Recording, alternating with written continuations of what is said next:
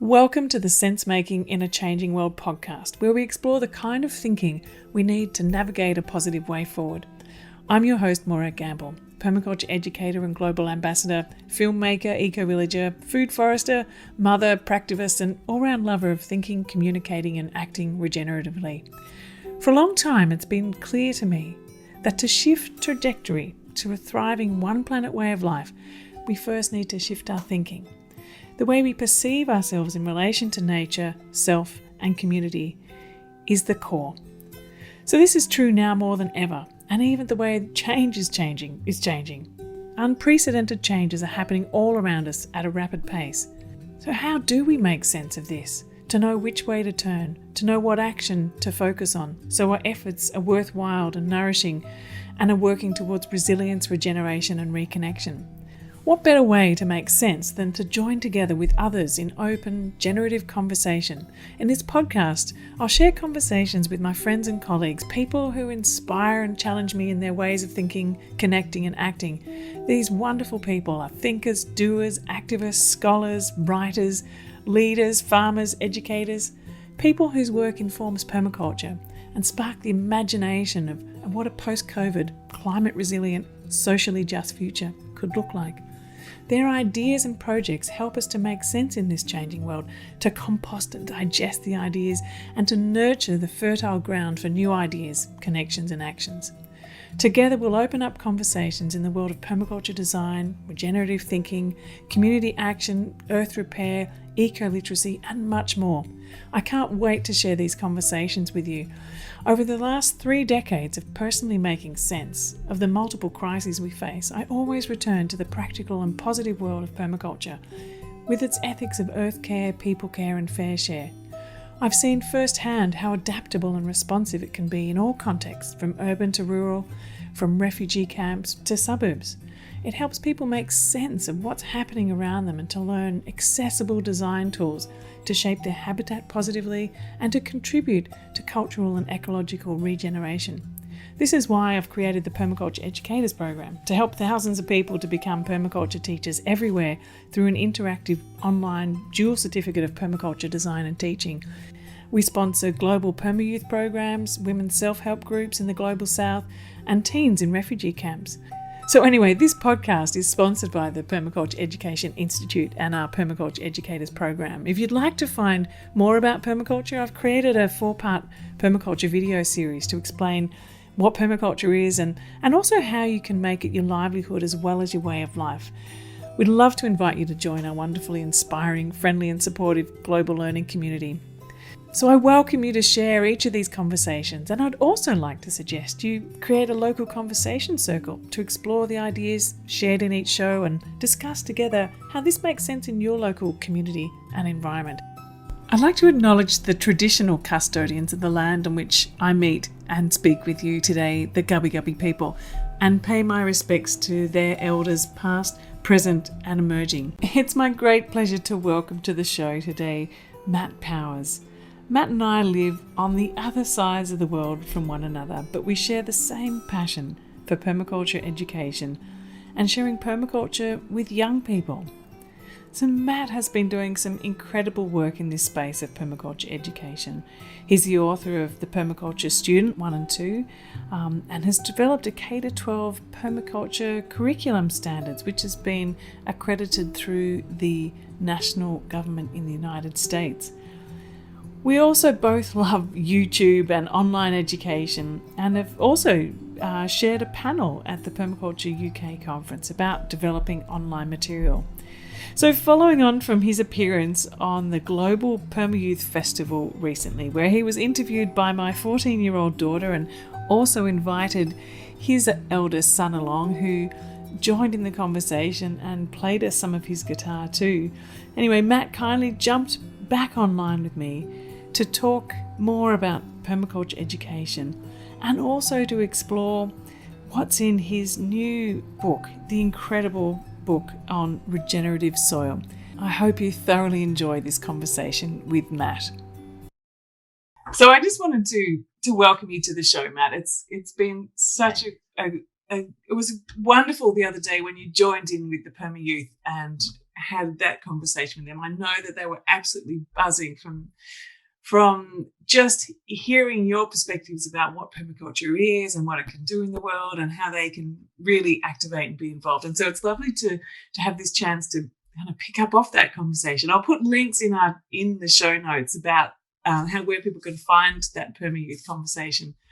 So what I really would love to explore with you, because like me, permaculture seems to be your entire life frame in a way. Now, that might be sort of overstating it, but it's how you raise your children. It's how you work. It's the focus of your writing. It's, everything that I see about you online, it's coming through that lens of permaculture. And so, for you, what is a permaculture life, and how did you actually come to enter into that space of permaculture being the core?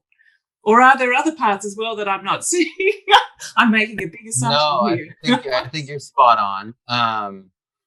I think the part that is not well seen is because I was a high school teacher and I really wanted to respect all the different diversities within my group and belief systems. I kind of nulled certain parts of myself out to the audience. And that would be that I go to church on Sundays. I pray every day. We pray before our meals. I relate everything to everything in a way, and that's my strength, and sometimes my weakness. But for me, I have to have a congruency. So my perspective of what we're all trying to do, whether it's in so many of the world's religions, so many of what the good intentions and principle of the intention behind some of the good things that are, misapplied energies, and they get good intentions, but look what the damage they're doing, all that kind of stuff. I really see that it's all just trying to take care of people. Take care of ourselves. People care. We're trying to take care of the earth that supports us. And there's this unbelievable relationship with nature that humans have always recognized, always gotten this deep energy recharge from. And there has been these unnatural time periods where we've lost that connection and it's come back. And I think that harmony with nature is the Adam and Eve story. I think that we are living in a fallen state and we are not natural with the way we're living, and it hurts. And the way we treat each other is not natural, and it hurts. It's true, isn't it? So, there's a deep it kind of wrenches your gut when you open yourself to it enough and you feel it, and you feel the pain of the injustice. You feel the pain of the ecological destruction. You feel the pain of the species extinction. You feel the pain of the death that's happening now with COVID. You feel the pain so deeply. And I think it's that deep response to what you see around. Well, I know for me anyway, that ever since I was a kid, it was this gut. It's like someone had punched you in the gut. And unless there was some response that I could have that meant that I was able to do something about that, I kind of felt adrift. And I would feel like I couldn't breathe properly, and it wasn't until I could actually find a way to feel like I was actually making a contribution where I could breathe again, and this knot would become fire, and the fire is what fueled the energy to actually keep going. It's not, I don't have a mental plan of where I'm going with my work. I'm totally fueled by this feeling. And when you were just speaking, it's like, well, yeah, it's the injustice, it's the destruction, it's the hurt that you get when there's this violence against the thing which you are part of. You are part of all life. And when parts of it are being destroyed, it does hurt. And And as a teacher and as a parent, as a generational thinker, and as someone who deeply honors and respects and values the diversity of belief all over the earth, permaculture provides a platform for mutual respect and reverence, and a place for us to start building automaticity in social like all the different layers of human habituation. The reason I think a huge part of the reason why there's so much strife in the world right now, there's so much psychic just I mean, you look at the left and the right in America, it's like the worst qualities of both are coming out right now. And I think it's because we're living so unnaturally. I think it's because we are completely lacking a overlapping culture that we can like nod to each other and be like, yeah, one of us. You know, we're missing this relaxing routine of expectation of relations. And that's like, and I'm not going to attach value to any of these things in particular, just going to list them. I mean, we had uniformity of our culture. We had uniformity of our education. We had almost every male was in military service 2 generations ago, and they all could look to that and be like, we went through it together. We'll get through this, you know. And there's all these different things. There was, you know, the churches. There was afternoon play among the kids in the neighborhood. All these things are gone. And so, and we do, and I mean, yeah, there's church, but church attendance is down. There are community centers, but there's not as many. We're seeing the commonality, the overlap in that beautiful structure of permaculture that we value so much. That overlap between cultures that actually allows us to forget our differences for a moment, be like, we're all in this together, we're one family, is missing. And so for me, I'm like, this is the piece. This is the transcendent piece that, like, you know what? We all care about each other, though, in the end. We all care about the earth in the end. That I saw that linked back to the education, the social. And I was like, if we could just teach kids this from a young age, we'd have completely different discussions, politics, governance, inventions, business. Does that make sense? Or did I? It absolutely makes sense, because the thing about those places of connections, and I was having a really great conversation yesterday about commons and the need for, you know, the recommoning of our place. Like, where are those public spaces, those crossroads where we meet, and where those almost accidental discoveries of each other happen as well. So that it could be a place where we're just moving through, and rather than it being a commercialized space, that those public places are common spaces that are designed and managed and imagined by people for people, and a place where people just naturally gather and those interactions and relationships form. And because where the conversation was going was because places like, you know, America and Australia are basically just big real estate developments where there's not really thinking about designing in those community spaces, or even the food spaces for that matter, that we've kind of missed weaving into the fabric of the structure of our society in terms of the infrastructure, the places where that humanity and connection can emerge. And I think that it really connects me back into the permaculture ideas. What I love about it too is the design focus of it, how it helps us to understand and see those patterns of connection, and then actually design in a way that can allow them to emerge, not to kind of like go, right, bang, I know it, but actually to understand that that's where the richness is, and to step back and create the conditions for those things to happen. And so design for me was a really important part of where permaculture comes from.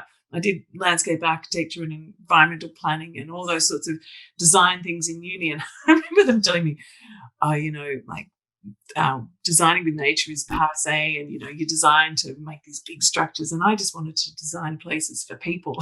And so I stepped out. I never worked as a professional landscape architect. I just went straight into working with communities to help design community gardens. I actually didn't tell them that I was a designer. I just worked but then people would then go, oh, well, you're the expert, you do it. Whereas that, I think also that kind of sense of, democratization and inclusion rather than just participation and doing it for you. But anyway, I'm talking too much. So design.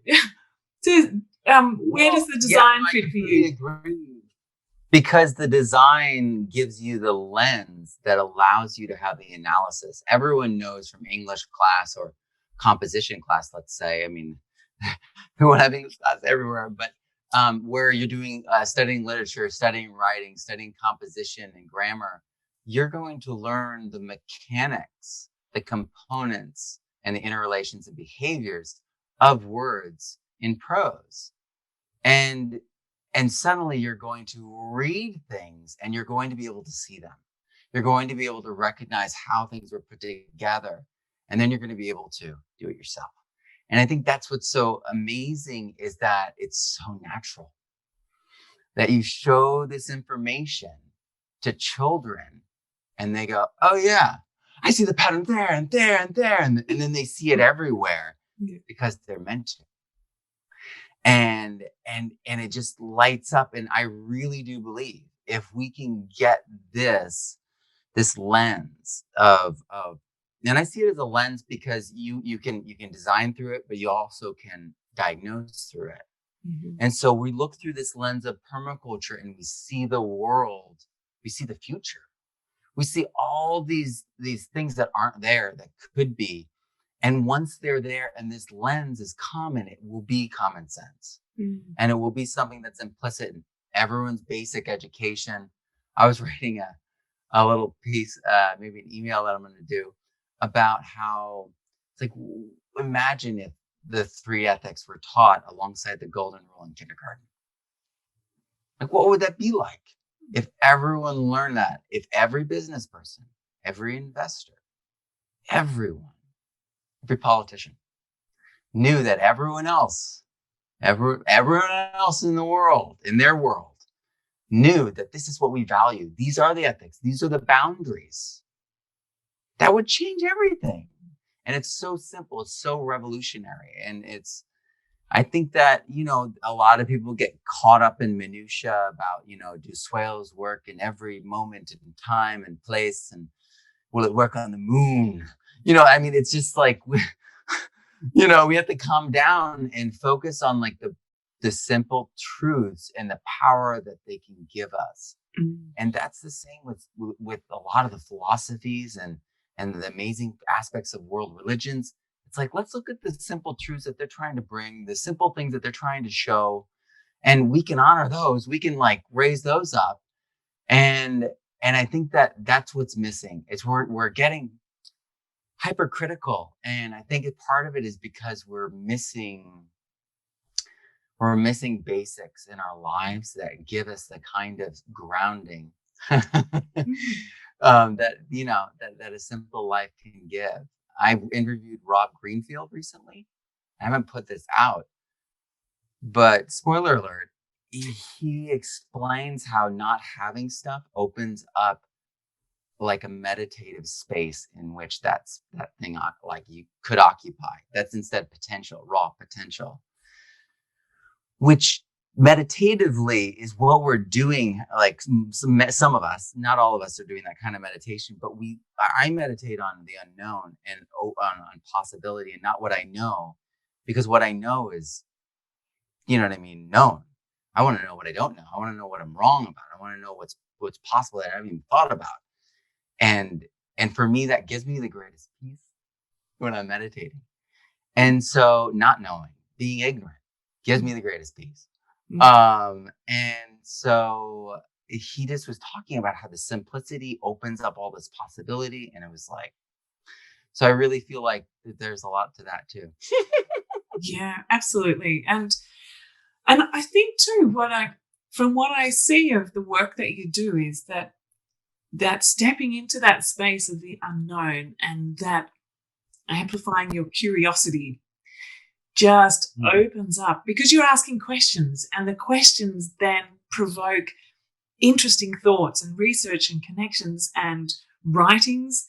But also what I see you doing too is like, I don't know about this. I'm going to go and ask that person, or I might go and ask that person, actually reaching out and not, this thing about, okay, I know, so I'm a unit. Our knowing is in the richness of the relationships of the people that we connect with and talk to and ask, and be open also to sharing the bits that we do know. And so I heard you a while ago going around and meeting up with all these different people and having great conversations. And I think that too, that the knowing that we don't know everything, the knowing that we will enrich our understanding through having conversations with people who are as curious as you are and as passionate you are about that kind of part of it, and where we all kind of connect is where this sort of amazing stuff happens. And so, some of the people that you've spoken to, like who have been some of the people more recently that you've spoken to that have just inspired you and taken you to that edge of your, like, oh my gosh, this is amazing kind of experience?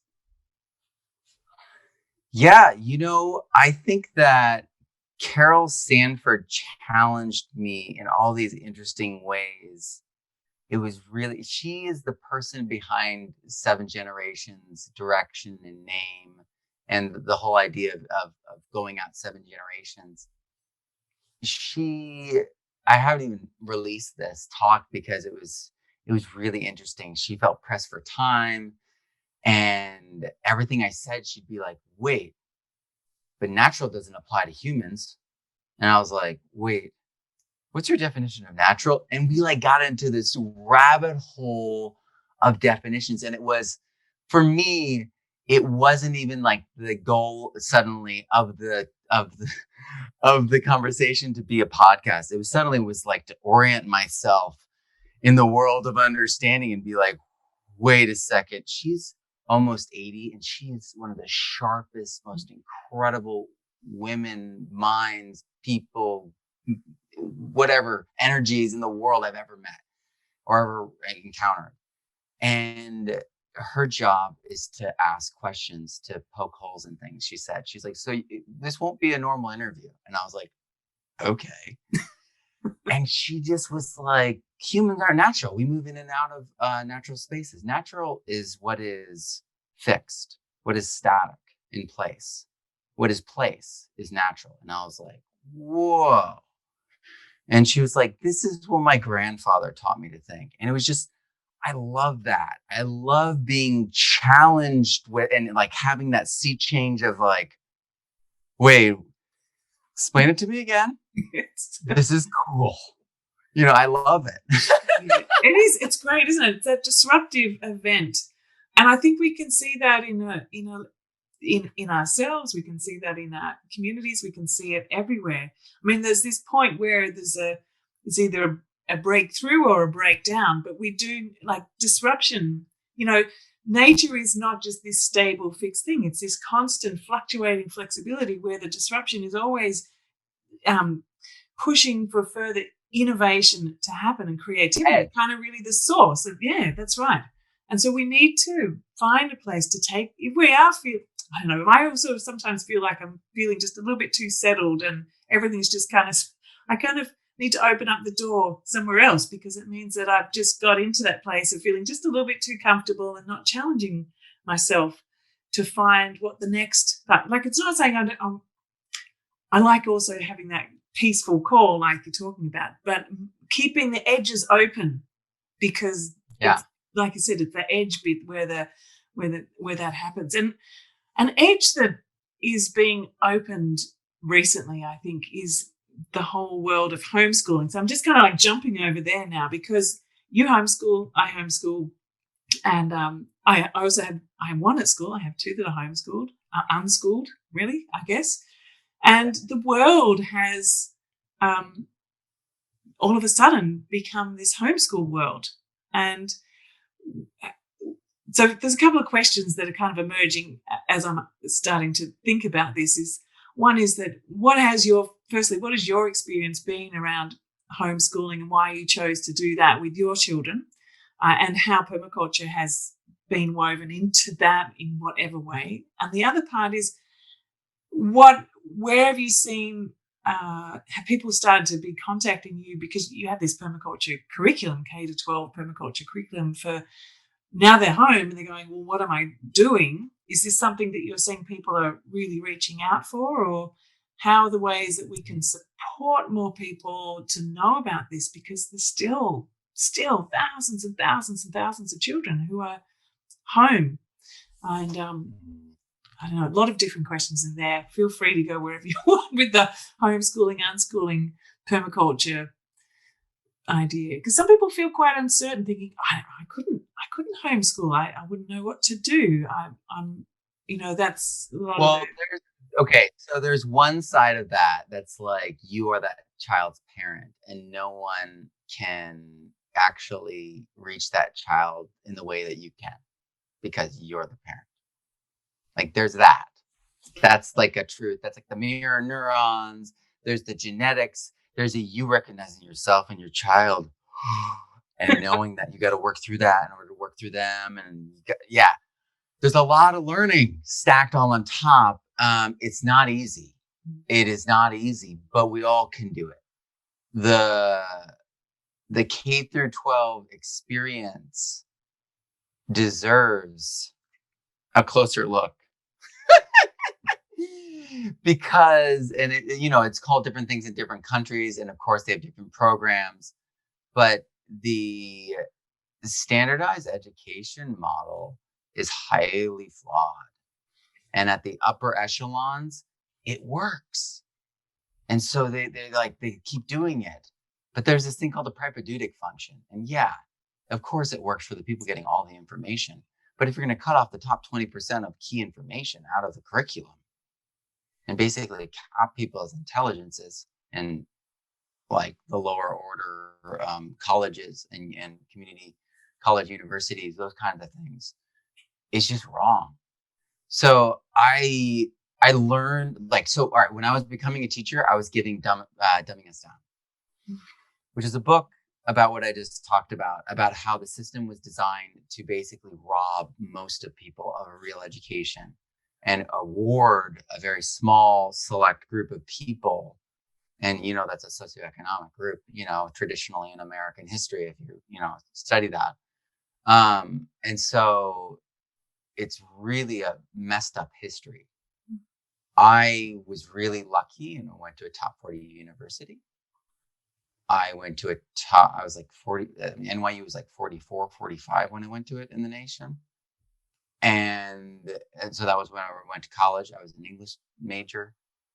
I went and taught in the 6th most violent county in America. And the 11th graders were like faking to read Hop on Pop. And they were being like told crazy stuff and they weren't being motivated, given any kind of respect. And it like freaked me out. And then I noticed all the other teachers were homeschooling. And I was like, oh my word, you guys are homeschooling. You're like, yep. And so it's like all the higher educated folk in our area of California were doing it, all themselves. It's just like, it's not what you would expect. But once you get under the hood and see what they're, all right. So in 9th grade, I was when I had a master teacher and I was doing my internship year, my student teaching year, I was in a classroom, a 9th grade classroom, and they didn't know what an outline was. Mm-hmm.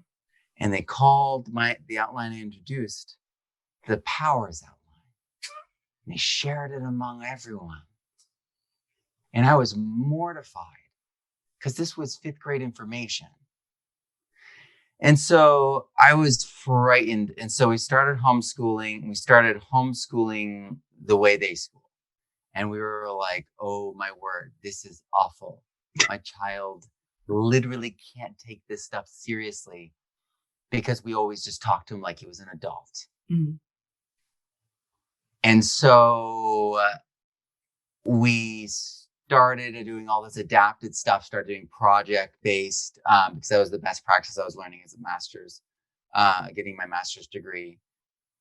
And then I started studying unschooling and seeing these people who weren't forced, who learned dialectically, who learned through experience, who learned through curiosity, who came through their childhood with intact curiosity and intact, like emotionally, in a way that we don't really see very much anymore. And so and I met these boys that were homeschooled that were sweet. And I say sweet because it's so clear when you've got a 12 or 13-year-old boy that's sweet. And if you're a parent, you know exactly what I'm talking about. And I think it has to do with when we have them in a mob situation, they start establishing hierarchy and like pecking order among young males. And if there's not someone there to moderate, like in a boys' bathroom or locker room or something like that, you almost instantly, if the wrong elements are there, you develop this mindset and this culture that causes all these problems, and makes them feel unstable, makes them feel unsafe. So they can't feel like they can afford to be sweet. Fight or flight constantly. And so I saw this and I was like, you know what? I grew up in a family of all boys. We were always constantly hitting each other. My brothers broke each other's legs and arms, put each other in a hospital with stitches. I've got two boys. I want to get through this. And so I just was like, I'm going to figure this out, you know? And I was like, I really want my boys to be good, just sweet and good, wholesome, good. And they are. And it is a fantastic thing to have a 14-year-old boy who is just good, sweet. And he does mindless, forgetful things. And you're like, what are you doing? That was the last thing. You didn't ask. No, I mean, there's an automaticity. There's like, it's part of them reknitting the front of the brain to the back of the brain is what I've heard.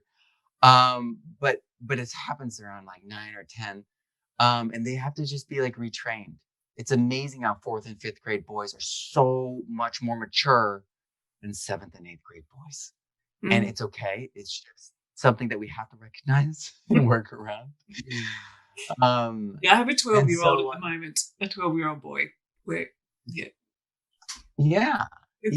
And even the homeschoolers and unschoolers understand. But I also had homeschoolers after I got into it that were like, what do I do with my boy? All he does is play video games. He's got no drive.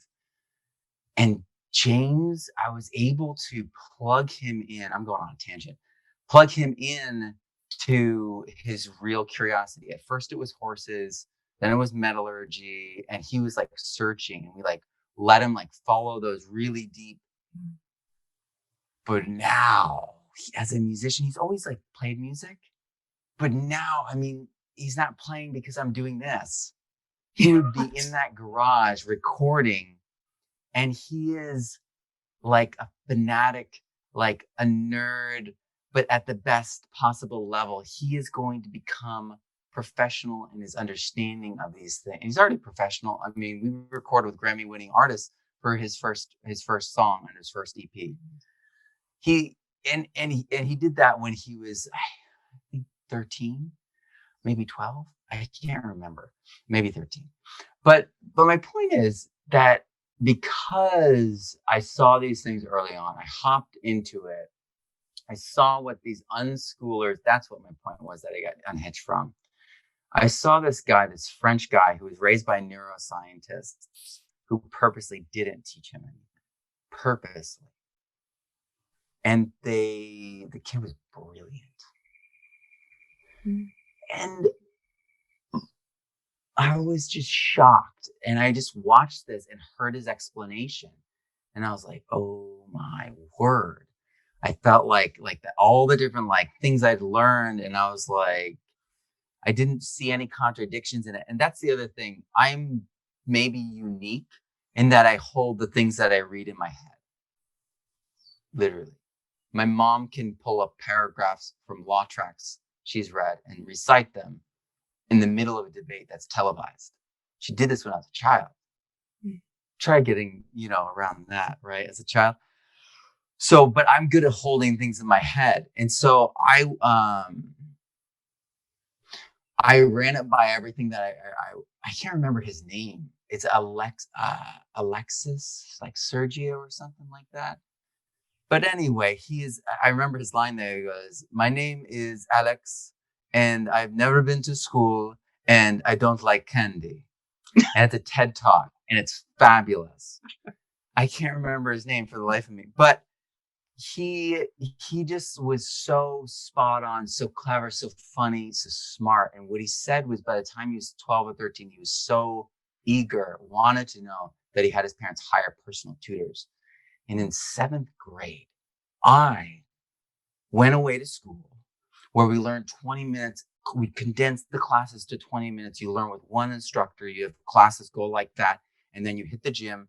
You run outside in shorts and t-shirts in 20-degree weather. And then you ski the rest of the day. You did that? And yes, I did that. And I was alongside Olympians, like in training. And I was not an Olympian in training. I was good. I mean, I would finals and states and stuff. And that's good. But my brothers were junior Olympians and my roommates went to the Olympics recently. And so like Bodie Miller, like the gold medalist American skier, like recognized me. And I didn't recognize him. He was like, "Little Powers, whoa." And I'm like, okay. My brothers were really good. I just got to tag along. But I got to be immersed in this educational situation that gave me the understanding of what we actually have to do to help kids to learn. We have to mimic a one-on-one relationship, keep them completely accountable. And I tried to do that to a degree through the computer. And that's why I'm probably pretty good at it online with all my courses, because I was trained at an Apple certified high school where we only had laptops, no textbooks. And the reason I'm good at curriculum is because as I was being trained and took my master's, I was literally writing new curriculum every day for 4 years straight, because that's how I ran my class. I wrote the curriculum on the fly in response to the kids' desires, dreams, proclivities, and prior understanding, so that I could connect those things and pull them up faster. And I ended up teaching them the stuff that at NYU. Yeah. I think the responsiveness is the key. And so bringing this conversation back into your curriculum, your permaculture curriculum, then. So connecting that way of thinking about being responding, having that flexibility, meeting a child where they are, or meeting a learner where they are, whether they're a child or not. So how do you encourage people to use your curriculum then in order to be in that creative space and that responsive space? I was explaining this to someone. The perspective of, I do not like the teacher that goes in there and teaches out of the book but knows nothing of what they're talking about. Administrators almost like these people because they can pop them in anywhere. I want to be the person that goes into the temple and flips all the money changers' tables over in that moment, because it's insane. You need fluency in the topic you're teaching to actually teach from depth and leverage to relate to the actual pictures and prior understanding in the child's head. I was not nice to other teachers when I was a teacher, because I am so deeply passionate. I feel like we're robbing the kids, outright, of their opportunity for proper growth. And so I feel like everything should be a choice. Everything should be a menu. Everything should be a discussion from principles, from the core of why you're teaching this lesson, what the objective is, why it even matters. But do it in a way that feels natural. Do it in a way that actually resonates with that kid and that group of kids. And so I've designed all my curriculums to be these really in-depth menus and designed with all the pieces so that they would understand that multiple kinds of learning can fit into this and will come out of this. And I designed really open-ended projects so you can like vary this part, vary that part, so that when you discuss it with the kids, they're like, oh, well, I'm going to do this, this, and this. And just them thinking that, being like, oh yeah, you can do a compost pile probably 1,000 different ways. That thought alone, seeing the beginning, the middle, the end of the process and the modulation of them, that alone is a lesson. And the fact that they're holding in their head and they're making a choice about it means that they're saying yes to it before they've even done anything. And the good that does for their learning, their memory, their deeper understanding, their ability to get their bodies to jump up and do things, so their body listens to their mind, like that kind of stuff is what we get when we properly teach. So and not only that, I try to really design my stuff so that like the K through 12 course, as holistic as possible. I mean, there's, gardening, cooking, seed saving, plant profiles, and then design, and so they see how this fits into the strategy of design, and then they can actually go do it. And they're like, this is going to fit into there. I'm going to take this into the compost. And so I really try to do that so it's authentic, because it's difficult. Teaching is the oldest profession. And I would say it's the most demanding profession. So yeah, no, I wish I could make my online course absolutely one-on-one, but that's kind of why I love teaching to families in the homeschooling environment. Because I talk to them as a group, they discuss it as a group, they start doing the things as a group, and that group discussion, understanding, talk about beautiful iteration, stepping up and down the scaffolding of understanding, extending the proximal, understanding limits of our kids. It's all there. So, and because of the mirror neurons, because we're the parents or the longtime caregivers, we actually have that connection that they learn faster and hold it and value it totally different because they love you. And then when I was in Africa, was it the year before last, working with some of the groups over there, part of what's trying to happen over there are people starting up new schools but having permaculture at the core.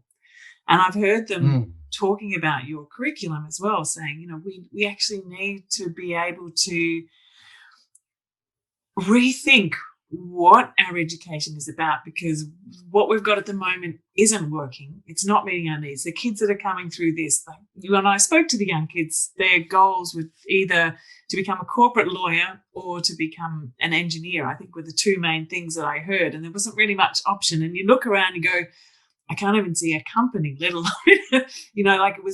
we're in villages. And so that's that sort of that drive that you go towards this pointy wedge of these particular professions, and anything else is really not important to think about or to learn about. And anything to do with putting your hands in the soil is going backwards. And actually punishment was going out to the garden. And so trying to sort of flip that around with permaculture. And so the question within this is, what kind of conversations have you been having with people over in countries like Kenya, Uganda was the place I was thinking, like with Charles Mugarura. He was one of the ones who I know that you've had conversations with before as well. Yeah, I get consistently reached out to from a lot of different people in Africa about permaculture and about teaching it, about having me come over there. And and I think that the greatest education I got on it was in a podcast with Natalie Topa. Do you know Natalie? Natalie, you yeah. do know Natalie very well because your video in my course. I highlight your YouTube video in my course with Natalie. because it's so good. Her balcony gardening gives all people in urban situations hope. But she just was like, Matt, you have to understand that people are refugees twice over, 3 times over. And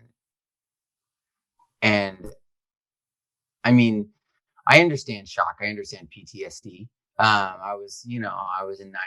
I was at NYU when that happened.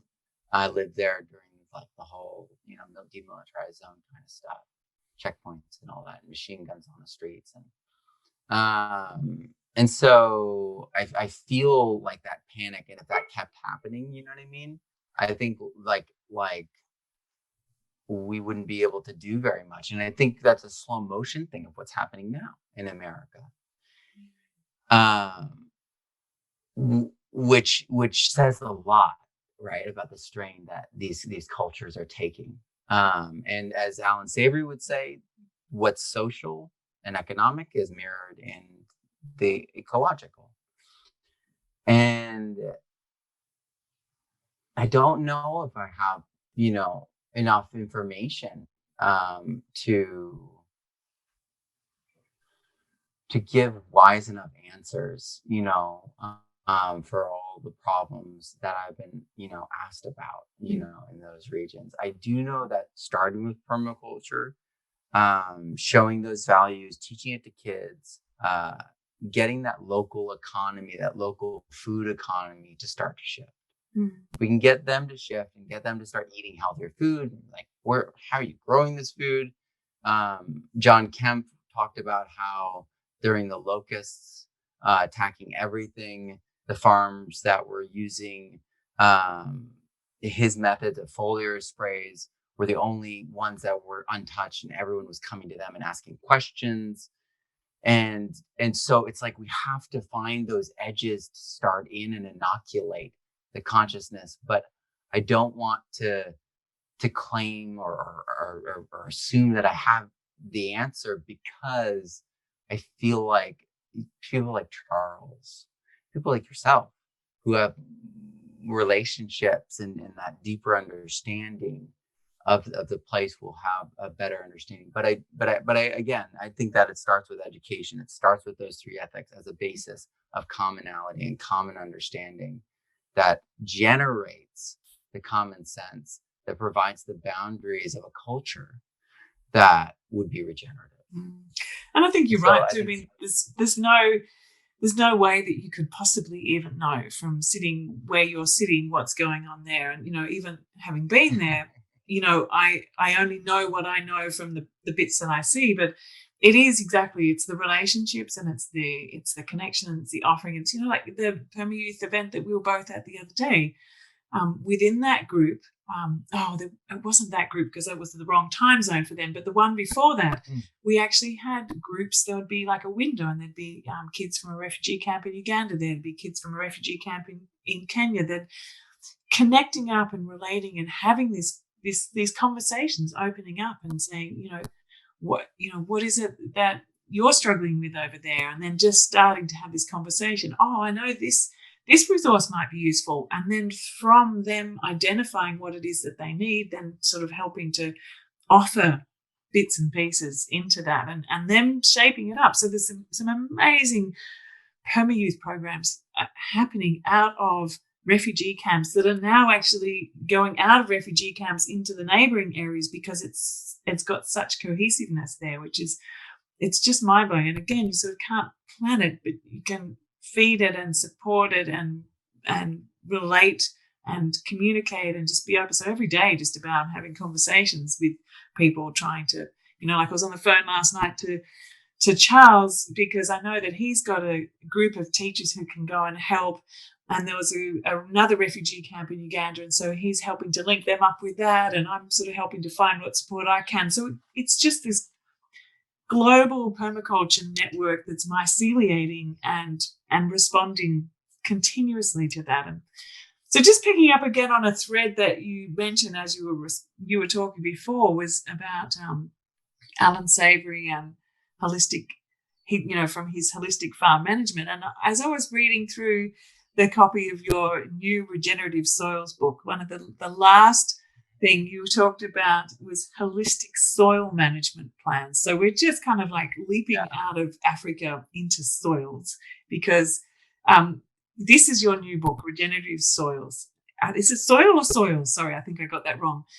It's Regenerative Soil. Regenerative Soil. It is a remarkable book. I mean, thank you so much for being so rigorous in documenting, I guess, your research and your curiosity. And you had so many questions about it, which we all have. And you've gone and done the research and put it down there for us so we can all see, like, what is going on in the soil? What does that mean? How does that work? What are the relationships that's happening?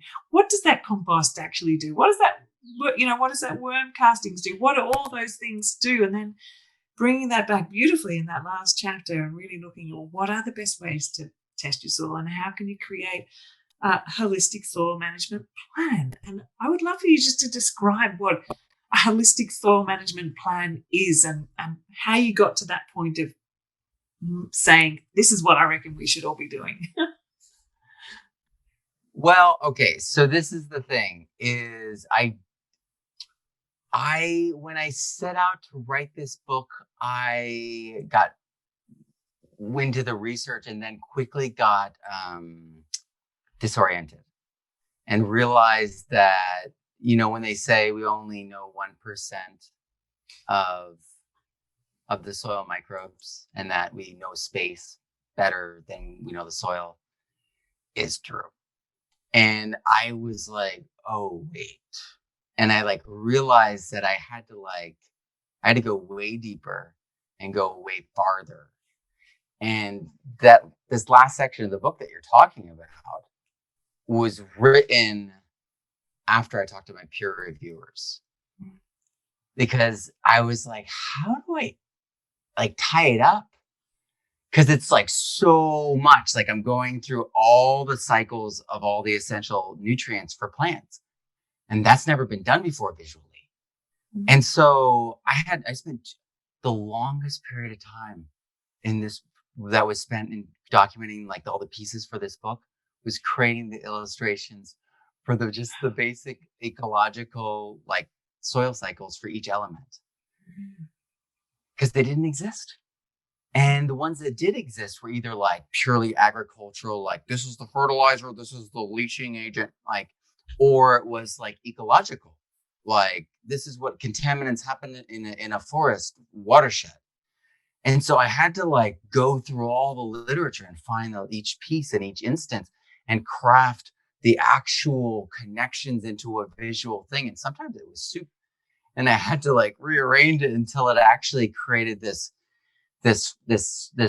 movement that I could comprehend. And once that I felt like I could comprehend it, I felt like others could. And luckily, luckily it remains the case that when I bring it down to what my level is, even an 8th grader understands it just as well. Yeah. I love the way that you're communicating the book in a really accessible way, because it does it. Soil scientist is one of those ones that you can actually get into and just start falling asleep before you get to page 5, because it's so dense and your mind just sort of shuts down. Whereas this is not. This is opening the doors to soil science in a way that I've not seen before. Yeah, and so it was exciting, and I felt carried by this excitement. And then it was easy to write an exciting book, because everything I was doing, I was like, this doesn't exist. This doesn't exist. And I'm writing people and texting John Kempf, the Regen Ag podcast guy, and he's like, no, that doesn't exist. And I'm like, it doesn't exist. See, I'm calling you right now. But it was this Pandora's box, and I got to the end of it and I was like, okay, I got to talk to my peer reviewers. And John was able to I was like, what are the steps? What are the hierarchy? It's what matters most? What matters first? How do these things, these different clades influence each other when we're actually implementing them in a remediation kind of way? And he was able to walk me through it in a way that, and it's actually public. It's in the podcast I did with him. And this will really actually show how my mind works for people, because I took that and I turned it into charts, and I boiled that conversation down into 5 essential elements. And that's really how it works for me. I need it to be basic to understand it, to manipulate it, to develop a fluency. Maybe this is why I was a bass player, right? I need just, the whole note. But I broke it down into these key elements that make up regenerative soil. And regenerative soil that gets better and better every year. And there's specific metrics into that, and that feed into that. And they are the overlapping components. And so it's soil organic matter. It's the carbon levels of your soil, essentially. How much CO2 are the plants transmuting and bringing down into your soil, essentially, really? The minerals. If you don't have selenium in your soil and you're in the Midwest of America, you just don't have it. Mm-hmm. It would be great if it magically was there. It's just not. So you might have to add it a teeny bit. A lot of these minerals, you don't have to add very much at all, but they're so critical in so many different ways, as I cover in the book, that to not have them just makes your plants disease prone, makes your plants open for an animal or an insect to just come and drain, or a disease or fungal blight or anything. So minerals are really critical. There's something I didn't fully consider earlier on in my writing and thinking about all this space, because I didn't encounter it. And it was actually David Holmgren's book, Retro Suburbia, that I was like, why is David so focused on minerals? I feel self-conscious. And then and it's these let me see if I can go to here really quick. No, it's here. So then it's like really the life, the biology of the soil. And so we've gotten to the point where people have mapped a lot of the beneficials, but they already were mapped because they were used for other purposes in the lab. Mm-hmm. Like Bacillus megaterium is mega big. And that's why. I highlight this in the book so that people know that these are like famous microbes that were like, hey, these help plants too. Like brewer's yeast is endophytic in plants all over the earth. Mm. So fermentation into alcohol is completely built in nature. Mm. And it's a biostimulant as well, but it's endophytic. And so it's so basically the life in the soil, in the plant, on the plant surface, understanding that and being able to lift that up is incredibly important. And then cover crops. These are essentially lenses, just like permaculture lenses. I think of these as lenses, so you can design through them or you can diagnose through them. And then there's plants, because photosynthesis is better, or if you have the best in the world ever documented compost, you're 24% in comparison to 0.5% a year with annual soil organic matter additions with photosynthesis versus compost. I butchered that. But basically compost can't compete with photosynthesis, not if you got healthy plants. And you could be doing the Johnson Sioux compost in the giant bioreactor and waiting a whole year, and you did all the work, and then it's half as good as you just having a cover crop. Mm-hmm. Which if you've gardened long enough, you've seen like plants do this stuff to the soil, and you're like, this is amazing soil. And you're like, but these plants just grew in it. And there's this like realization, you're like, these plants are doing stuff. And these plants and microbes are doing stuff. And then aeration and hydration. And air and water are complicated because so many of us live in really diverse locations where we might have like tropical settings where you won't have aerobic soils. You'll have facultative soils. They'll be regularly waterlogged. And instead of nodulating, they freely associate with nitrogen, fixing microbes. because there's no need, because there's a low oxygen environment to begin with. So I really want to like put that out there, because I don't want to keep pushing along this idea that aerobic soils are superior. Go look at the most productive rainforests on earth. You will not find these black, aerobic soils. You're going to find very efficient facultative soils, where you're not going to see nutrients flowing in the water, really, because they're going to be handed off so efficiently. And this is something that's in that podcast with John that blew my mind, that applies to so much more and complicates some things for some people, but opens up a whole door for us, is that when soils are truly healthy, they don't test like they have nutrients. What's going on is the nutrients are trapped in the biology, and they're handing it off hand to hand. They're like, here you go. The economy is so efficient that they've sponged up all the loose stuff. No one's just like excreting and letting it out, or no one's dying and then it's just going. It's all being taken in. It's all coded and partnered. And we can see the same thing with the atmosphere and carbon in the oceans. If we ramp up the engine that cycles carbon, we can handle higher carbon levels. And get this, you won't even see it. The carbon is heavier than oxygen, and it falls.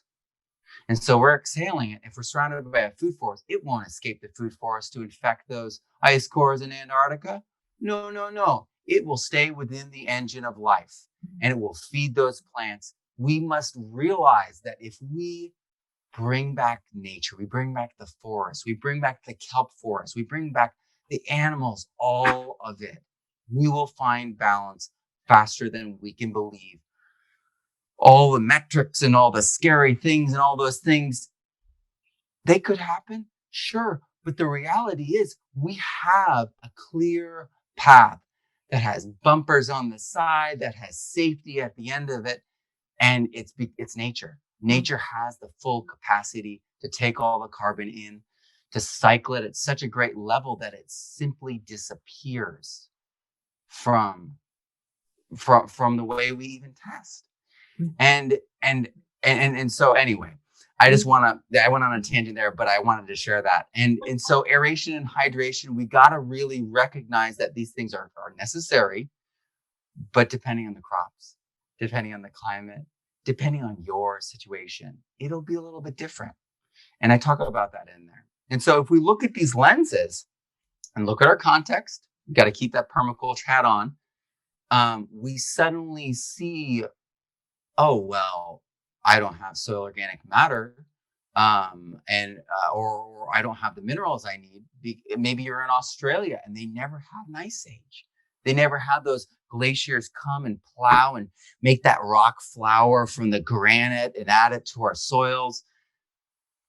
You're going to have that, bring in the kelp, bring in the sea minerals and all those different things, and maybe do some testing, maybe do some plant sap analysis to see what actually is flowing, because what's in the soil tests is not always what the plants uptake.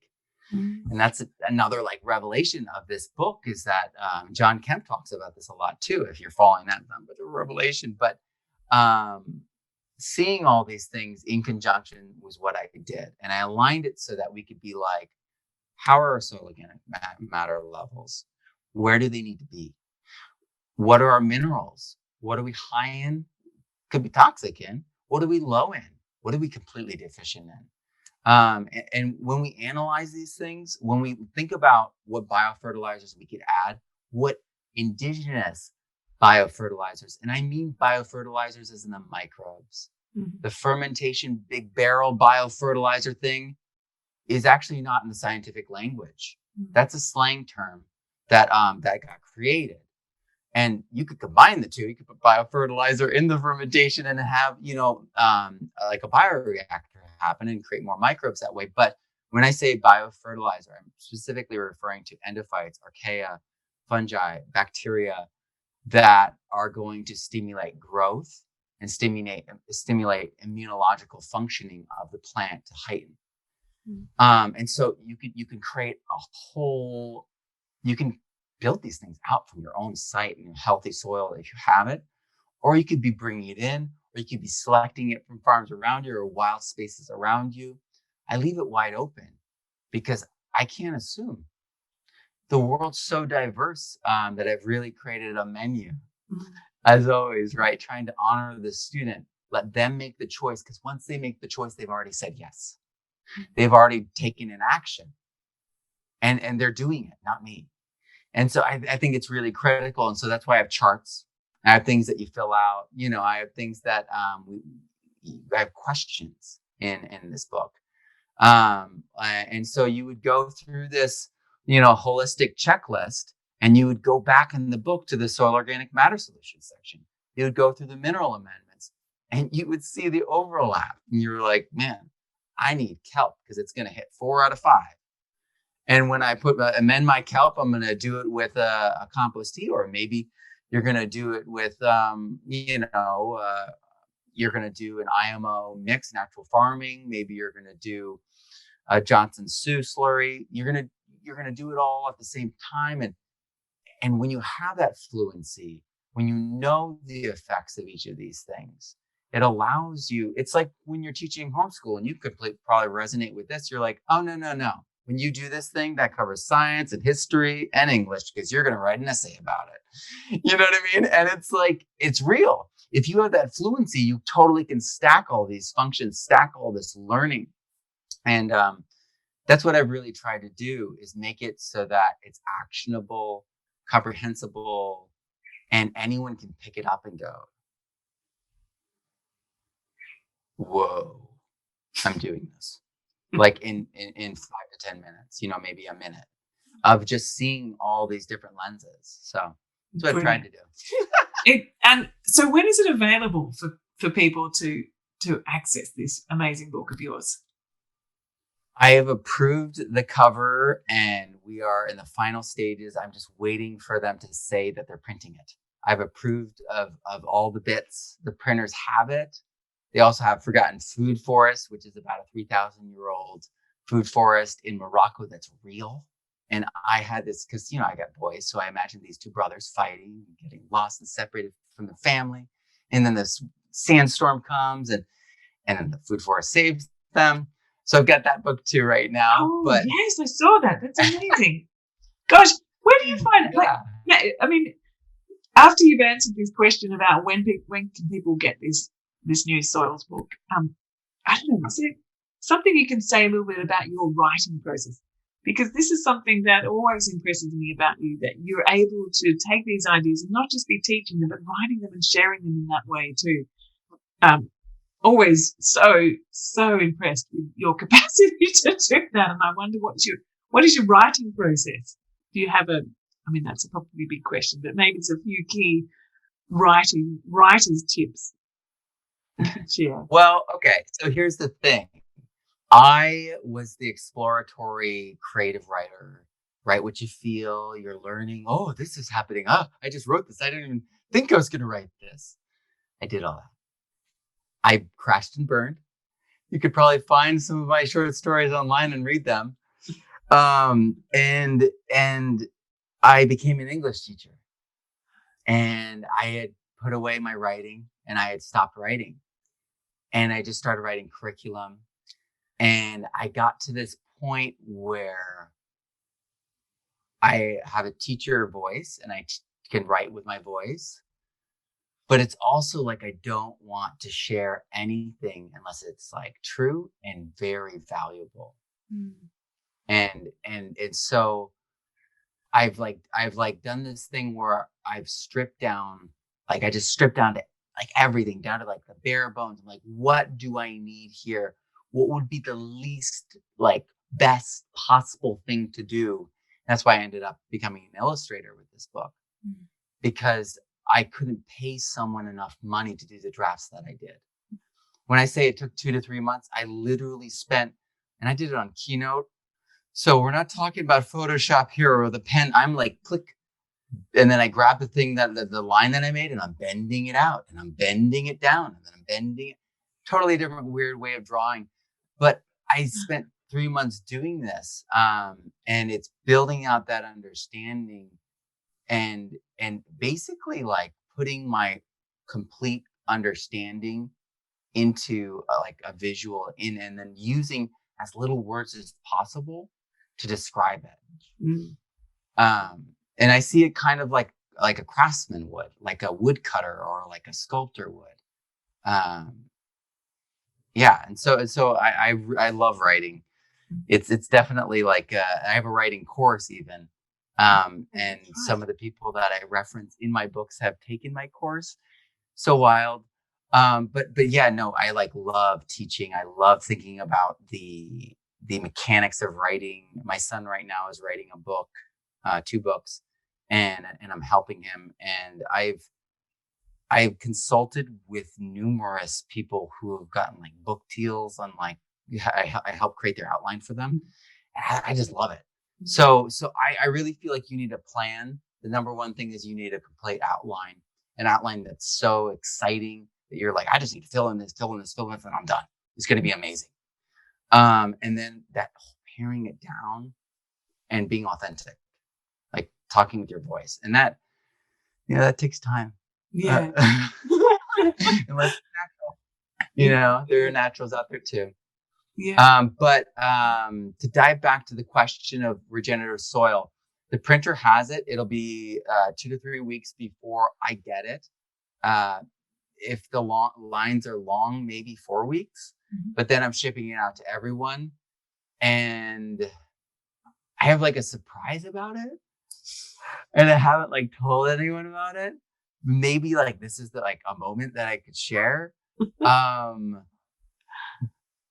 But I'm releasing it hardcover, and I haven't told anyone. Oh my gosh. So everyone's gonna get these like, and like in my mind, I'm like, these things are gonna be indestructible. Like this is the first time I'm gonna be shipping books around the world. I want to be like, this is gonna be fun. Like I am so excited. Like, cause that's like the thing that mortifies me. Like if someone gets a damaged book, like I have books on the shelf there. You can see all those purple books. Those are mine. They've got dinged corners. I can't sell dinged corners. I'm too much of a book person. So I'm not going to turn it. I'm not going to turn the computer around, but I am surrounded by this library of books that I have collected for years. None of them mine. They're all. One day I'll write a book, but books are my thing, and I absolutely love sitting down and just absorbing different perspectives. And then, I know where everything is. Like, oh, that idea.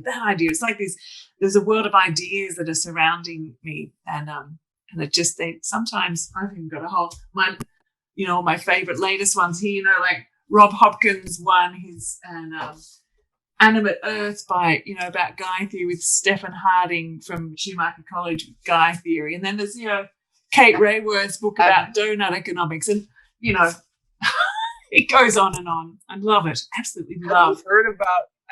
Have you heard about how they've been drilling into the deepest holes in the earth and they're finding diamondized water and there's life inside the water? And they were expecting to find magma that close to the... Yeah. It's fascinating when we talk about our living earth and Gaia and the new... And I'm referencing a Seeker video. If you look on Seeker and type in diamond water or type in new form of water, you'll find it. It's fascinating because it opens up, like, again, more Pandora's boxes of curiosity so that we could like see all these different metaphors play out through all of our traditions, all of our oldest religions and texts. Living waters? Life comes from living waters deep inside the bowels of the earth? What?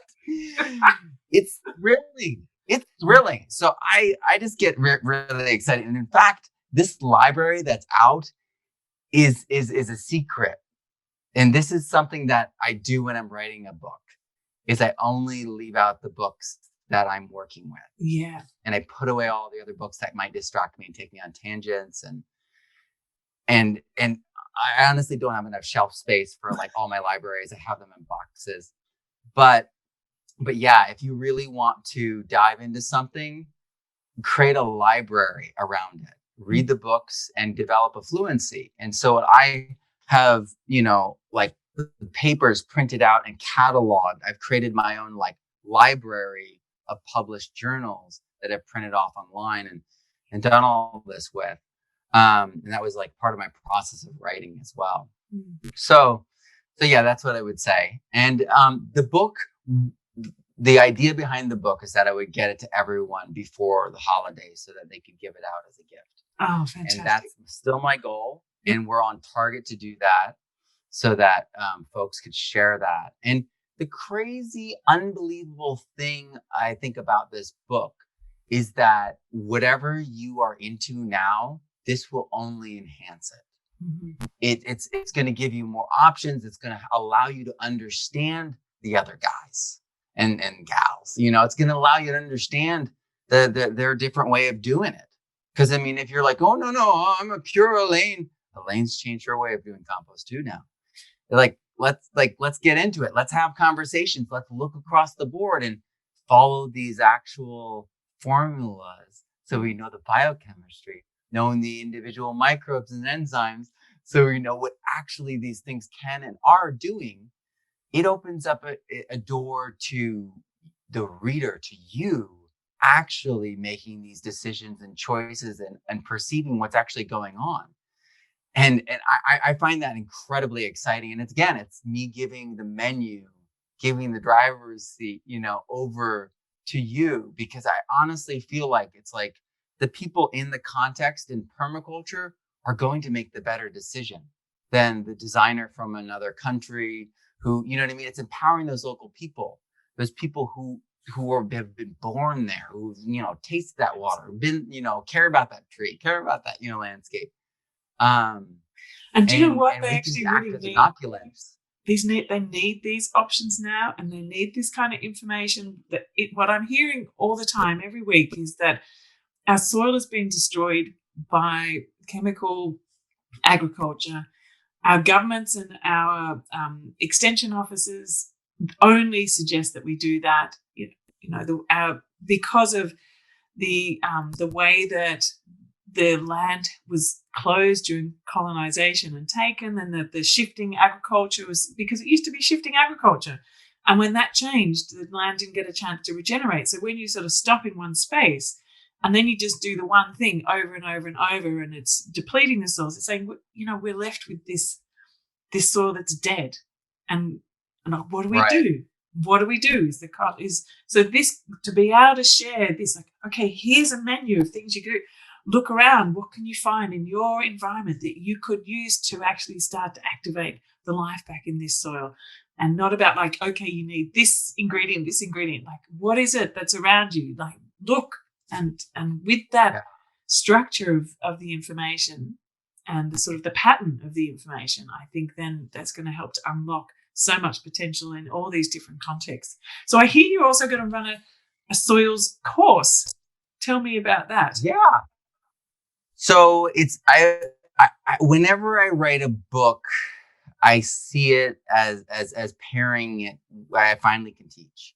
I didn't write a full curriculum it was actually standards based until I created the permaculture standards and had it vetted. I need that kind of structure, and so now that I've created the book and I have all the pieces, now I can teach it. And so this winter, I'm going to be creating the course. I have APSO, the Advanced Permaculture Student Online, starting in 3 weeks from yesterday or 2 days ago. And so I've got that starting. I've got this book shipping happening, and I've got to film a mini course, an intro course, and 12-week course version of Regenerative Soil for my Kickstarter. Wow. So I'm doing that this winter. The fires have made a lot of disruptions for me. We've had to be evacuated. We've got a trailer. We've got everything in boxes. I mean, there's boxes behind me because this goes into the, and just we go at a moment's notice. And so, I'm not going to lose anything. We're good. But it's been disruptive. I've not been able to do as much as I wanted to do. And it's been stressful. So we're going to We're going to enjoy our Christmas break. And then I'm going to dive into it. Actually, it's so funny. I haven't even mentioned this, but I have our future January 14th through 17th, which is an online free regenerative entrepreneurship conference with incredible speakers. Oh, wow. Great. From all walks of, regenerative businesses, all walks of life. We have William Padilla Brown, the mycologist. We have Neil Speckman of the Albeida Project, green the desert in Saudi Arabia. But he designed it so that it would be a profitable business. We have all these incredible people. If you go to r-future.world, you can see all the speakers there. I think that there's 16 up. We have Vinny Coco, who's he's actually, if you watch Shark Tank, you've definitely seen him. He's the Coco Taps guy. He patented a zero waste cocoa tap so that you can put this tap into a coconut, use it, and then take that, and you can even put it in the ocean, and within 30 days it's fish food. So he designed it to be zero waste, and he's one of the other speakers. We have Antoinette Marquez, creator, founder of Amacy Beauty, who takes seaweeds and creates incredible skin products. So there's all these regenerative entrepreneurs that will be teach us how to start our own businesses, how to work with what we've got in our bioregion, follow our passions, follow our dreams. And I'm designing a curriculum for that as well, because this is what I do, so that people, as they go through it, are filling out this curriculum. At the end of it, they've got a business plan, they've got their goals, they've got their direction, and they've got, a rationale for why they're doing it. Fantastic. And that's happening in January as well. So there's tons of things happening. And in the midst of that, I'm going to start filming, or just after that, perhaps, I'm going to film those soil courses. So expect that to be in the spring that I have that available, or our spring, your fall. Yeah. So that's when that will be available. But the book is so rich that you could read it until then and have more to talk about and learn. Yeah, brilliant. Fantastic. I think so.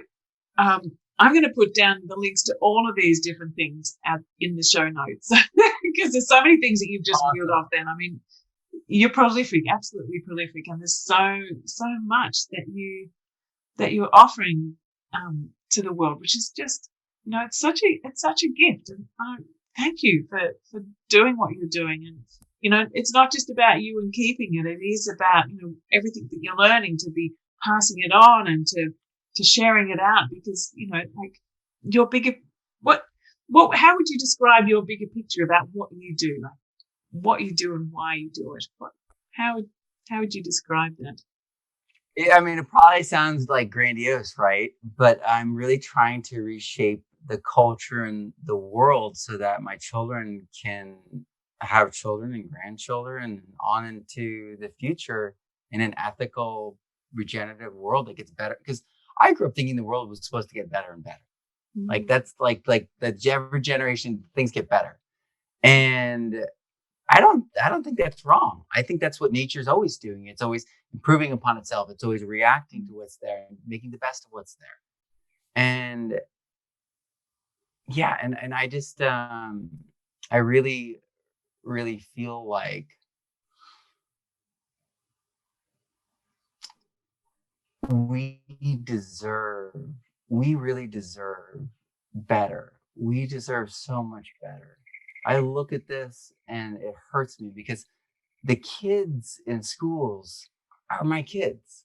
I don't see a difference between my kids and those kids. I taught them, I subbed for them, I taught for years. And it hurts, you know what I mean? Knowing that, because the situation we're in, it's going to suck bad for a lot of people. It's going to be deadly for even more. And it's like, we have to do better. And if we don't do better, how can we go to bed at night? Mm. And so maybe it's because this stuff, attacks my, pricks my integrity, or or maybe it gives me anxiety, or I don't know, but I have to respond to it. I'm impelled to respond to it. So that's why I give away my books for free, the Permaculture Student 1 and 2 on my website, thepermaculturestudent.com. That's why I've got so many little free courses that, share so much, because I feel like this is a human right. This becomes common sense if we do the right thing. We create stable cultures if we do the right thing. And yeah, I just, that's why I'm doing it. That's where the energy comes from. It comes from the connecting the greater need to my own personal need for my children to be okay. You know what I mean? Because they are connected. To think that they're not disconnected is insanity. Yeah. We live in a world that's showing us every day how closer and closer connected we are in a system that's showing stress, which means in a system that's healthy, we have more and more connection along the same lines of healing, benefit, buffering, resilience. So yeah, I feel that's my why around that. And I love the way you're talking about it. It's about working towards a new type of common sense, because I think that's what I've always felt about permaculture. It just makes good common sense, but it only makes common sense when you have that exposure to it, like you talked about before.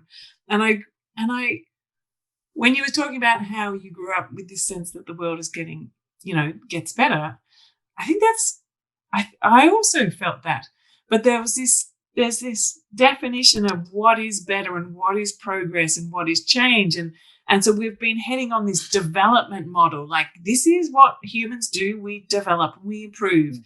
But what we need to shift that from the development model to the regenerative model, so that it's not really necessarily that much of a shift in consciousness in terms of like, well, we want to support, our lives to get better, but it has a different foundation. It has those ethics at the core of it: earth care, people care, future care. So, I think, sometimes it seems like I talk a lot about the ethics as well, and that maybe I spend too much time there, but no, that is kind of like what you're saying, the foundation of this deepening understanding, or the kind of the basis for a different type of communication to happen and a different type of pattern to emerge in all different realms of society. So, my gosh, we've been talking for an hour and a half. Maybe we should wrap it up. It's been such an absolute delight to talk with you today on so many wide-ranging topics, from the soils to the classrooms, to reasons why and ethics and all sorts of things in between. It's been such a rich conversation, and I just want to say thank you so much for your openness in sharing and the gift of your time today with us. And I really look forward to being able to share out your book to so many people, and I will let everyone know about our future world and the soils course and all these different things that you have available, because it's a gift into the world, and it helps everyone to understand how we can become more regenerative and caring for the earth and humanity. I think it's wonderful. Thank you, Matt. Thank you so much for having me. I had a lot of fun.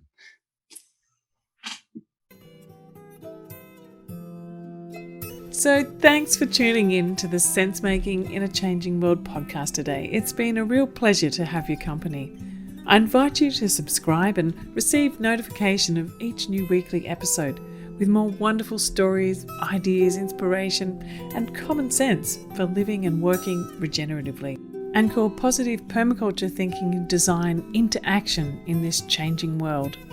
I'm including a transcript below and a link also to my 4-part permaculture series, really looking at what is permaculture and how to make it your livelihood too. So join me again in the next episode, where we talk with another fascinating guest. I look forward to seeing you there.